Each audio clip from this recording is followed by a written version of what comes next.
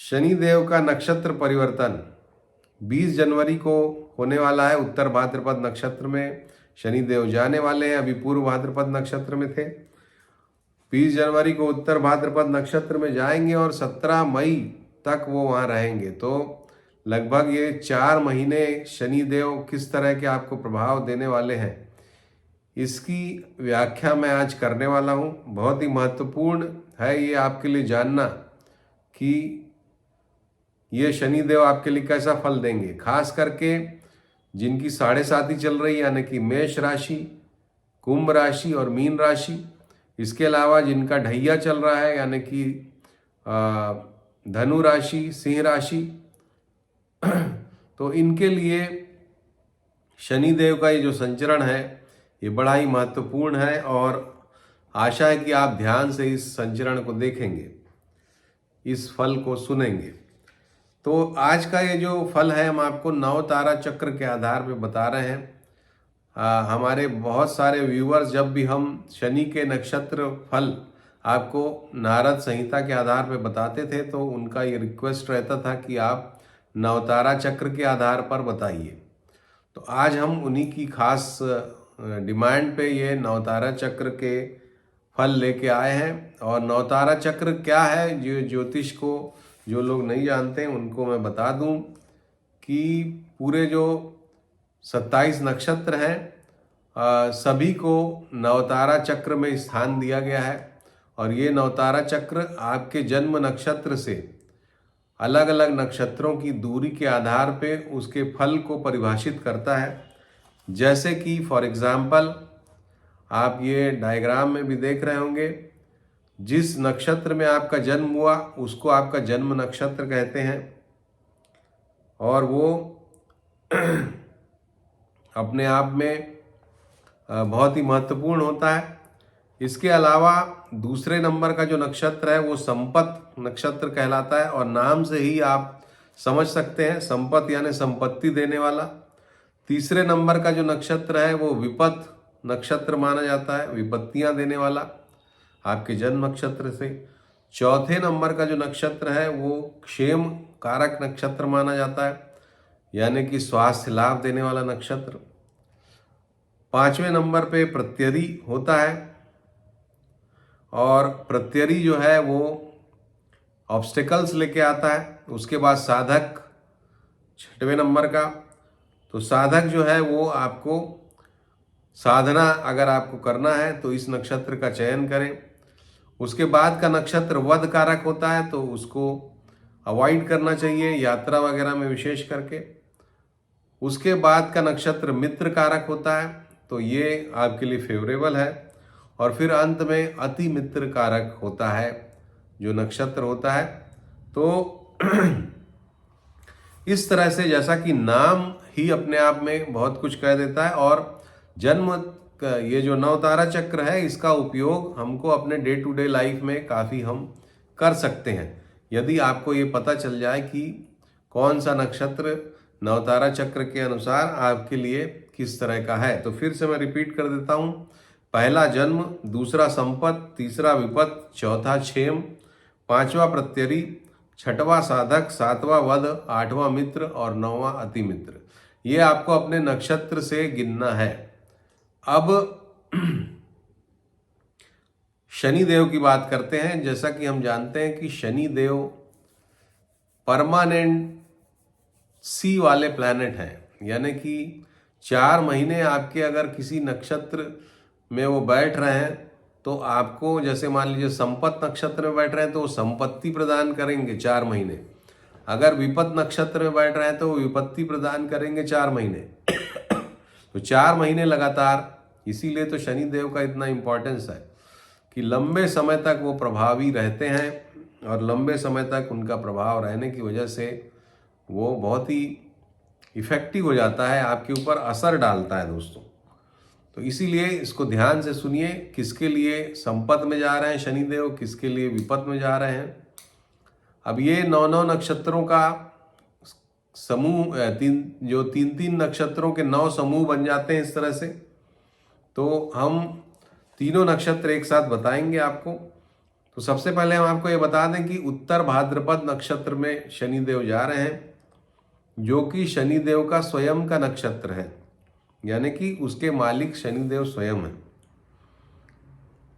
तो वहां से अब हम शुरू करते हैं कि यदि आपका जन्म नक्षत्र अश्विनी, मघा या मूल हो, यानी कि जिनके स्वामी केतु हैं, अश्विनी, मघा, मूल, इनमें से कोई भी आपका नक्षत्र हो, यानी कि अगर आप सिंह राशि के हैं लेकिन अश्विनी नक्षत्र के हैं, यदि आप सिंह राशि के हैं, पहला मैंने शायद गलत बोल दिया, यानी आप मेष राशि के हैं, अश्विनी नक्षत्र के हैं, या आप सिंह राशि के हैं, मघा नक्षत्र के हैं, धनु राशि के हैं, मूल नक्षत्र के हैं, तो आपके लिए शनि देव का उत्तर भाद्रपद नक्षत्र में संचरण मित्र तारा में हो रहा है।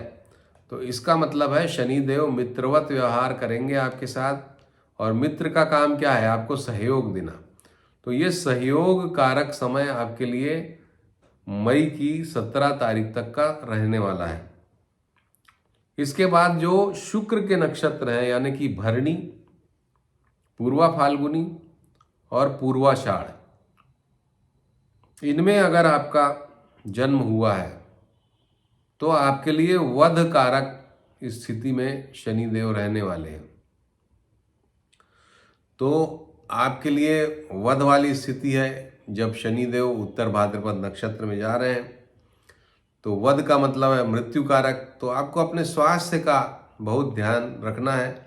मृत्यु कारक का मतलब ये नहीं कि मृत्यु हो जाएगी किसी की, इसका मतलब है कि मृत्यु तुल्य कष्ट देना, यानी कि कष्ट की स्थितियों का निर्माण शनिदेव 4 महीने आपके लिए कर सकते हैं।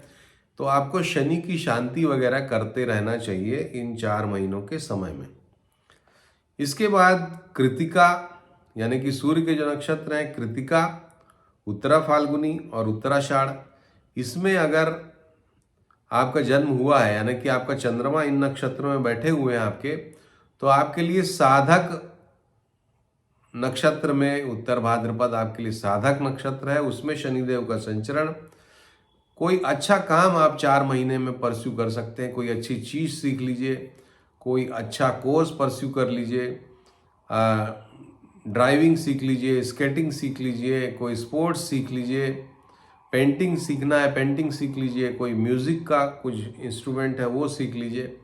तो इस तरह से अच्छी साधना की तरफ ये शनिदेव आपको प्रेरित करेंगे, सपोर्ट करेंगे।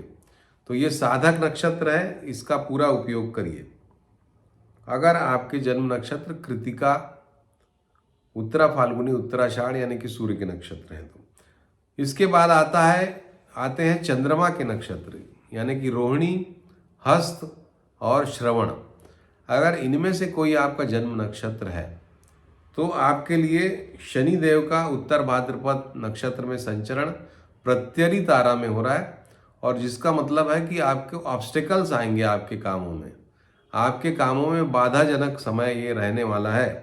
तो इसलिए आपको सावधान रहने की ज़रूरत है। अब ये बाधाएं कहाँ से आएंगी?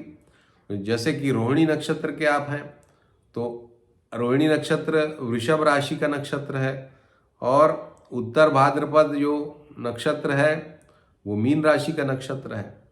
तो 11वें भाव में शनि देव बैठे हुए हैं, तो 11वें भाव से संबंधित बाधाएं, यानी बड़ा भाई आपके लिए उनके कुछ काम आपके लिए बाधा पैदा करेंगे। मित्रों का घर है 11वां भाव, मित्र आपके लिए कुछ बाधा पैदा कर सकते हैं। तो इस तरह से आपको इसको एनालाइज करना चाहिए।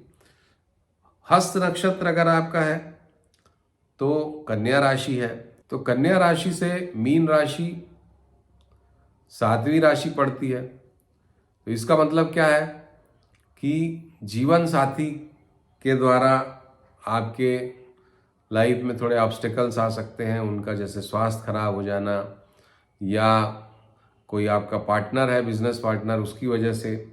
तो इस तरह से इसको एनालाइज करिएगा। अब इसके बाद यदि मृगशिरा नक्षत्र में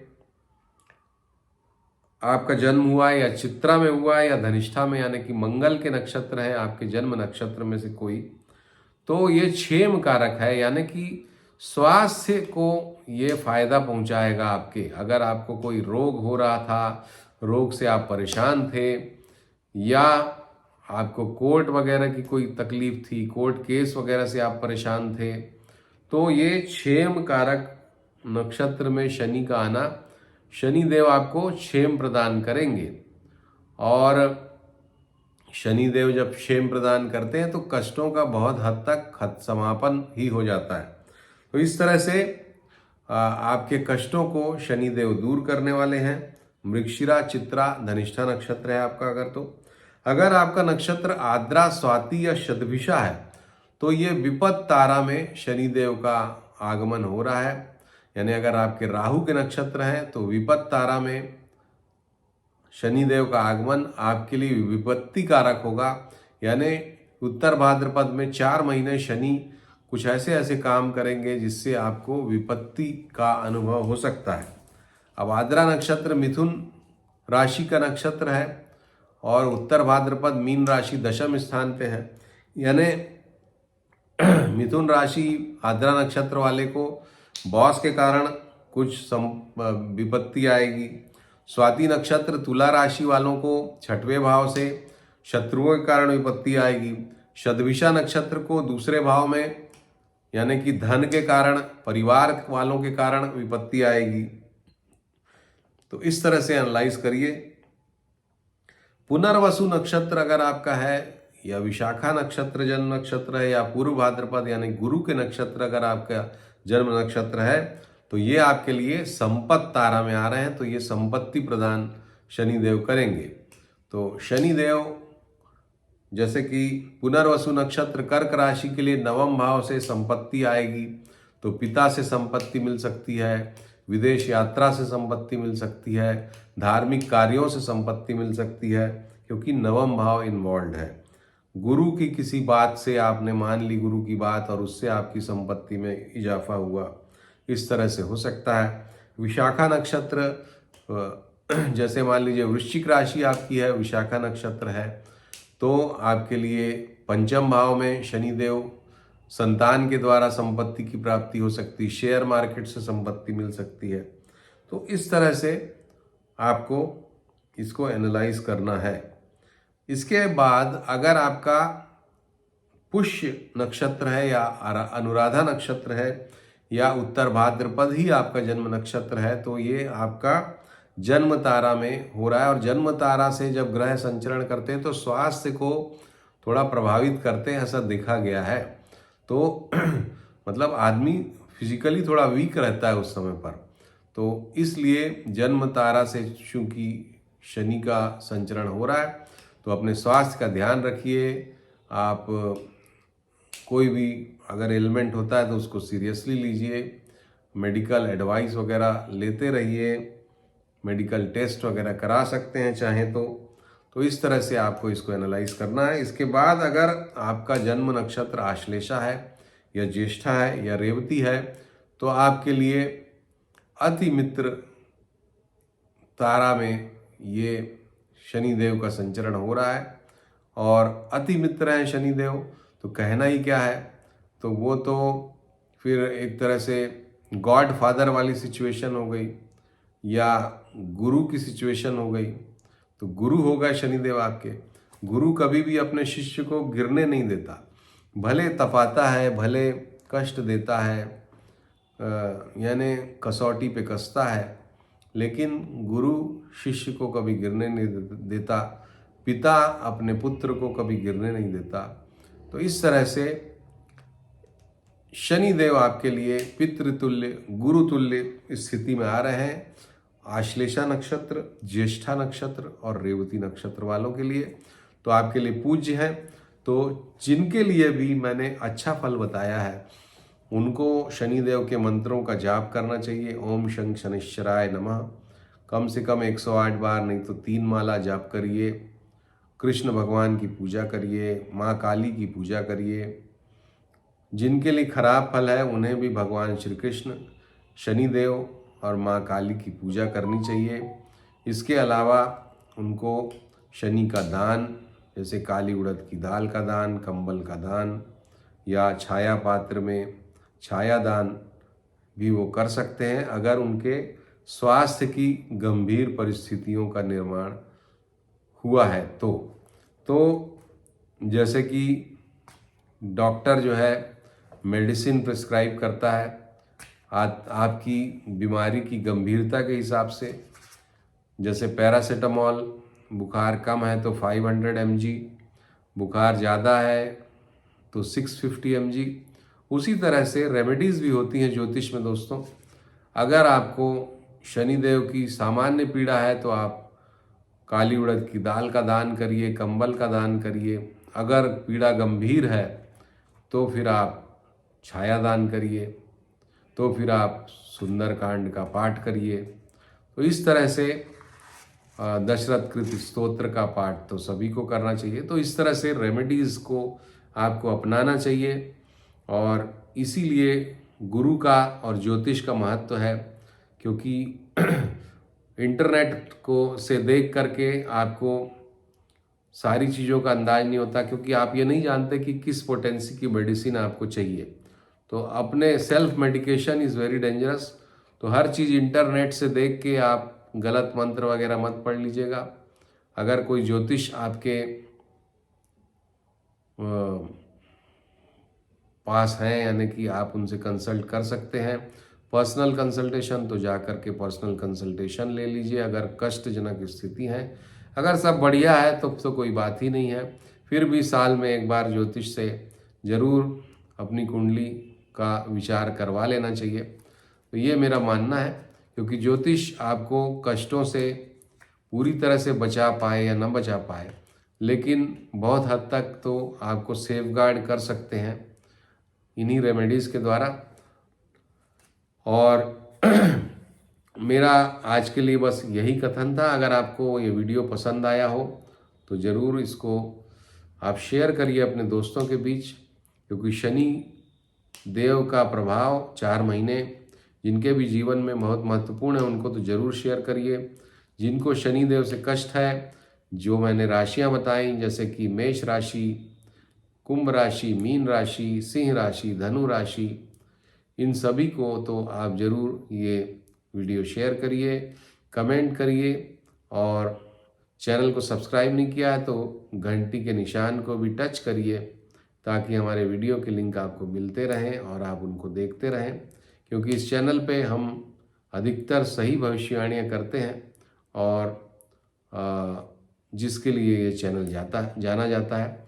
नमस्कार, धन्यवाद।